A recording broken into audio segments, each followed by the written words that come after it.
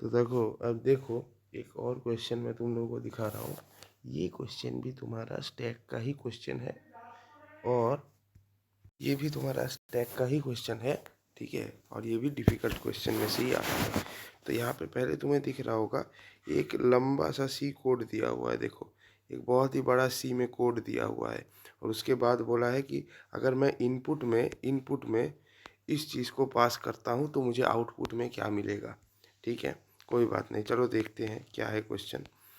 तो पहले हमें बोला है hashtag define and of file -1। तो ठीक है, स्टार्टिंग में हम लोग एंड ऑफ फाइल को -1 मान लेते हैं, ठीक है। उसके बाद क्या है, एंड ऑफ फाइल मतलब जब हम लोग फाइल के एंड में आ जाएंगे तो उसको हम डिनोट करते हैं एंड ऑफ फाइल। यानी मान लो कि अगर ये हमारा इनपुट है, अगर मैं यहाँ पे आ जाता हूँ तो ये हो जाएगा हमारा एंड ऑफ फाइल, क्योंकि इसके आगे हम लोग नहीं जा सकते।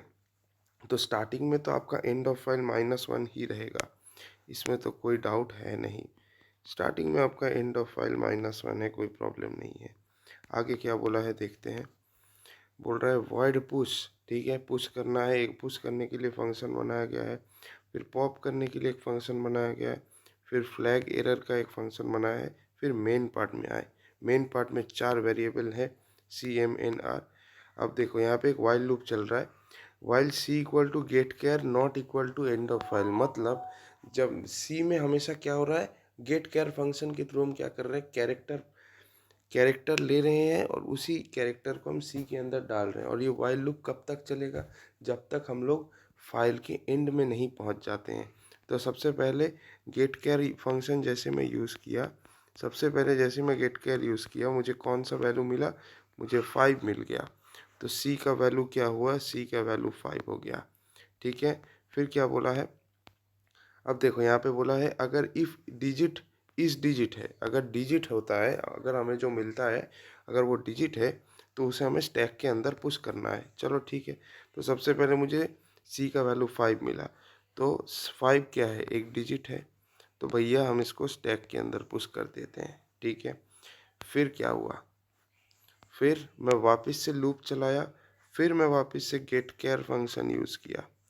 जैसे ही मैं गेट केयर फंक्शन यूज़ किया, नेक्स्ट मुझे क्या मिला, 2। तो सी के अंदर मैं क्या पास किया, 2 पास किया। तो सर क्या 2 भी हमारा इंटीजर है, डिजिट है? यस, ये भी डिजिट है। तो अगर डिजिट है तो इसका क्या ट्रीटमेंट है भैया, सर इसको तो आप स्टैक के अंदर ही डाल दो। नेक्स्ट क्या है देखो, नेक्स्ट है फिर से जैसे ही मैं गेट केयर फंक्शन यूज़ किया, मुझे क्या मिला, गेट केयर जैसे यूज़ किया, हमें ये स्टार मिला। तो सी का वैल्यू मुझे अभी स्टार मिला है, तो स्टार के लिए क्या करूँगा, चलो देख लेते हैं। अगर तुम्हारा यहाँ पे बोला है, अगर तुम्हारा साइन प्लस है या तुम्हारा साइन स्टार है, तो तुम्हें क्या करना है, 2 बार पॉप ऑपरेशन को एग्जीक्यूट करना है। एक सेकेंड, तो अगर अगर प्लस है या स्टार है तो हमें क्या करना है, 2 बार पॉप ऑपरेशन को एग्जीक्यूट करना है, ठीक है। तो 2 बार पॉप ऑपरेशन को एग्जीक्यूट किया, तो एक बार 2 को पॉप किया तो 2 स्टैक के अंदर नहीं रहा, ठीक है। तो मैं यहाँ क्या कर लेता हूँ, एक एलिमेंट मुझे मिला 2, फिर वापस से पॉप ऑपरेशन चालू किया तो 5 भी नहीं रहेगा, सेकंड एलिमेंट मुझे क्या मिला, 5 मिला, ठीक है। अब क्या बोला है, अब ये हमें देखना है। अभी हमारे पास सी में क्या है, ठीक है। अगर सी का वैल्यू प्लस है तो हम ये करेंगे, और अगर प्लस नहीं है कुछ और है तो हमें n इंटू एम करना होगा, ठीक है। तो देखिए सबसे पहले क्या है, m इक्वल टू पॉप किया था, यानी पॉप किया और उस वैल्यू को m के अंदर डाल दिया। तो सबसे पहले किसे पॉप किया था, 2 को पॉप किया था, तो ये हो गया m का वैल्यू। और फिर क्या पॉप किया था, 5, तो 5 हो गया हमारा n का वैल्यू। चलो ठीक है, जैसे ही हमें मिल गया, हम क्या चेक करेंगे, if c equal two plus. पहले अगर c का वैल्यू प्लस है तो हम ये वाला ऑपरेशन एग्जीक्यूट करेंगे, और अगर c का वैल्यू प्लस नहीं है तो हम ये वाला ऑपरेशन एग्जीक्यूट करेंगे। प्लस नहीं है का मतलब क्या, स्टार है। तो चलिए देखते हैं c का वैल्यू क्या है। तो हमें दिख रहा है c का वैल्यू स्टार है, तो हम कौन सा ऑपरेशन एग्जीक्यूट करेंगे, n इंटू एम, ये वाला ऑपरेशन एग्जीक्यूट करेंगे। तो n इंटू एम अगर मैं किया, यहाँ पे नहीं लिखता हूँ मैं यहाँ पे लिखता हूँ, n इंटू एम अगर मैं किया, क्या हो जाएगा, 5 into 2 which is equal to 10, ठीक है। मुझे 10 मिल गया। अब मैं क्या लूप से बाहर निकल सकता हूँ, अब मुझे क्या करना है, n इंटू एम वैल्यू को r के अंदर डालना होगा, ठीक है। तो r का वैल्यू क्या है, r का वैल्यू 10 है, ये भी मैंने लिख दिया। फिर क्या बोला है, फिर बोला है पुश r को स्टैक के अंदर डाल दो। तो यार मैं वही करता हूँ, इसको स्टैक के अंदर जैसे ही डाला तो स्टैक के बॉटम में क्या चला आया, 10 आ गया, ठीक है। तो क्या मैं लूप से बाहर निकल सकता हूँ? लूप से बाहर निकलने का कंडीशन है जब अगर तुम एंड ऑफ फाइल में पहुँच गए हो तो तुम निकल सकते हो। तो क्या तुम एंड ऑफ फाइल में पहुँचे हो, नहीं पहुँचे हो, तो क्या तुम निकल सकते हो? नहीं, ठीक है। तो अब मैं क्या करूँगा, मैं वापस से लूप चलाऊँगा। तो मैं जैसे ही वापस से गेट कैर फंक्शन यूज़ किया तो मुझे वापस से क्या मिला, 3 मिला। तो c का वैल्यू 3 है। अगर डिजिट है, मेरे को याद आ गया, अगर डिजिट है मुझे क्या करना है, स्टैक के अंदर पुश करना है। तो चलो यार स्टैक के अंदर पुश किया। वापस से मैं क्या किया, वापस से मैं गेट केयर फंक्शन को अप्लाई किया। जैसे मैं गेट केयर को अप्लाई किया मुझे वापस से क्या मिला, मुझे वापस से 3 मिला। तो अभी c का वैल्यू वापस से क्या हो जाएगा, c का वैल्यू 3 हो जाएगा, ठीक है। और जैसे मुझे मिला कि 3 है, भैया क्या करो, स्टैक के अंदर पुश कर दो, ठीक है। फिर नेक्स्ट में क्या किया, वापस से गेट केयर फंक्शन यूज़ किया। जैसे ही मैं वापस से गेट केयर फंक्शन यूज़ करता हूँ, अभी मुझे नेक्स्ट क्या मिलता है बताओ ज़रा, मुझे नेक्स्ट क्या मिलता है, मुझे 2 मिलता है। तो c का वैल्यू क्या होगा, c का वैल्यू भैया 2 होगा, ठीक है। तो जैसे मुझे पता है ये डिजिट है, मुझे इसको करना क्या है, स्टैक के अंदर घुसाना है, ठीक है। अच्छा, अब नेक्स्ट क्या करो, वापस से गेट केयर फंक्शन यूज़ करो, ठीक है। तो अभी ये सब के लिए मैं मिटा देता हूँ, ये मैं मिटा देता हूँ।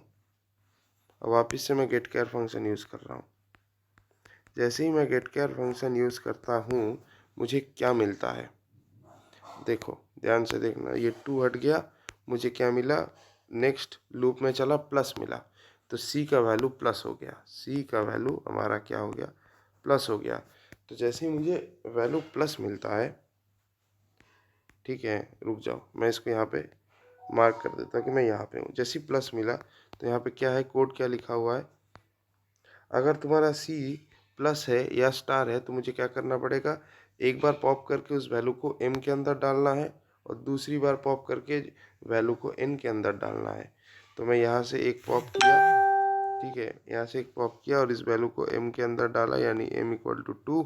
और वापस नेक्स्ट क्या पॉप किया, नेक्स्ट 3 को पॉप किया और उस वैल्यू को n के अंदर डाल दिया, है ना। सो ऐसा हो गया। चलो भैया आगे क्या करना है, ये भी कर लिया। अब देखो देखना है कि अगर c तुम्हारा स्टार प्लस है तो हम r equal to n plus m करेंगे, और अगर स्टार प्लस नहीं है तो हम n इंटू एम करेंगे। तो चलिए देखते हैं c का वैल्यू क्या है। c का वैल्यू प्लस है तो r क्या हो जाएगा, n प्लस एम, यानी 3 plus 2 which is equal to 5 है। तो मुझे r का वैल्यू 5 मिला। उसके बाद मुझे क्या करना है, पुश करना है r को। तो मैं क्या कर दूंगा, स्टैक के अंदर r का जो वैल्यू है उसको पुश कर दूंगा। तो मैं यहाँ पे r का वैल्यू पुश कर दिया।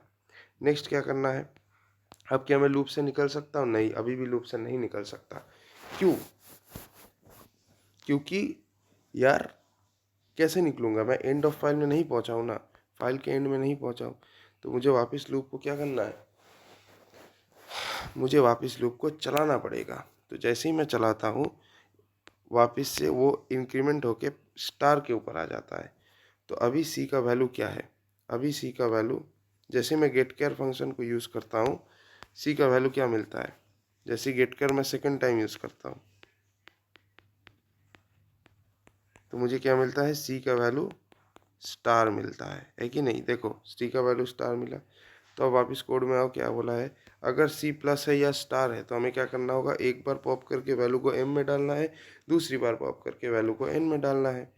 तो पहली बार पॉप किया और वैल्यू को m में डाल दिया यानी 5, ठीक है। दूसरी बार पॉप किया और वैल्यू को n में डाल दिया यानी कि 3।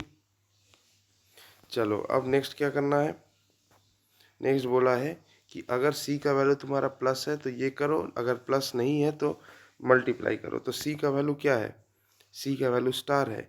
तो अगर स्टार है यानी इफ़ कंडीशन चलेगा कि एल्स चलेगा, ऑब्वियस सी बात है यार, एल्स चलेगा। तो अगर एल्स चलेगा तो n इंटू एम करना है।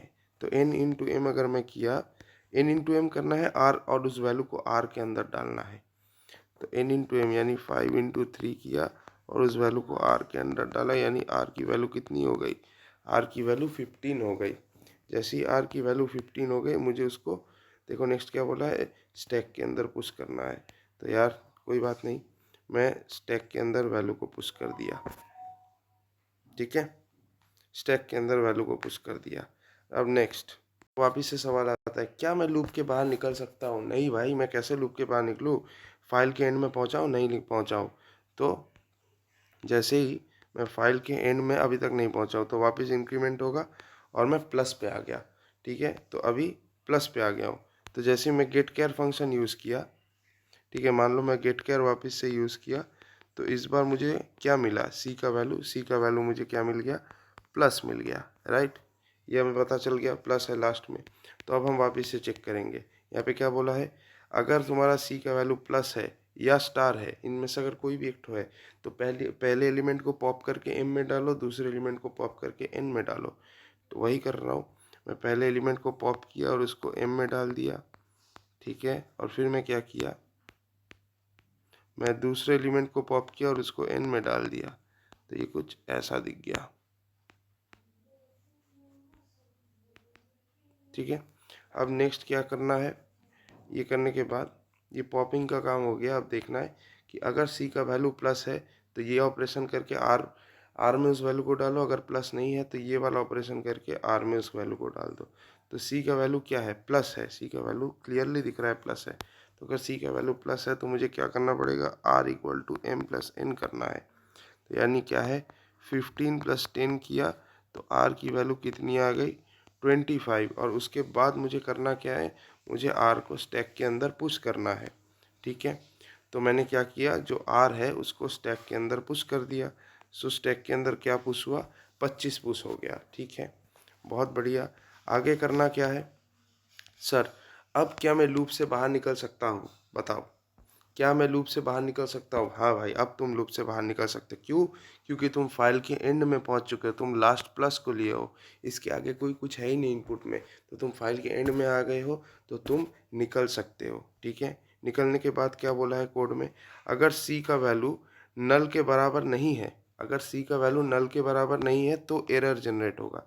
लेकिन ऑब्वियस सी बात है यार, जब तुम फाइल के एंड में चले गए हो, या तुम फाइल के एंड में अगर चले गए, लूप से निकल गए हो, तो ऑब्वियसली तुम्हारा सी का वैल्यू नल ही होना है, ठीक है, सी का वैल्यू नल ही होना है, क्योंकि तुम फाइल के एंड में चले गए हो और एंड में कोई एलिमेंट है नहीं, तो सी का वैल्यू तो डेफिनेटली नल ही होगा। तो क्या हमें एरर देखने को मिलेगा? नहीं मिलेगा। फिर कौन सा स्टेटमेंट चलेगा, ये वाला स्टेटमेंट। क्या करना है, हमें स्टैक से एलिमेंट को पॉप करना है और उसको प्रिंट कर देना है। तो स्टैक से मैंने जो एलिमेंट है उसको क्या कर दिया, पॉप कर दिया और उसको प्रिंट कर दिया। तो क्या प्रिंट होगा आंसर में, 25।